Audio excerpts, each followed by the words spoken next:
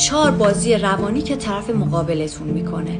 1 حس قربانی میگیره، میخواد شما رو مقصر جلوه بده، بهتون احساس گناه دست بده و از این حس گناهی که شما رو فلج میکنه کسب انرژی میکنه و به نفع خودش استفاده میکنه.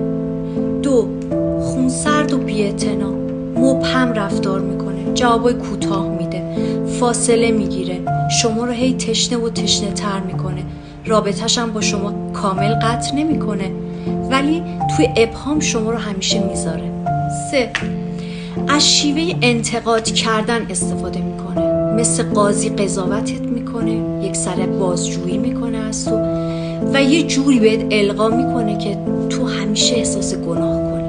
و 4 از شیوه تهدید استفاده میکنه، یه فضای رعب و وحشتی رو برای تو به وجود میاره که تو تن به همه خواسته های اون بدی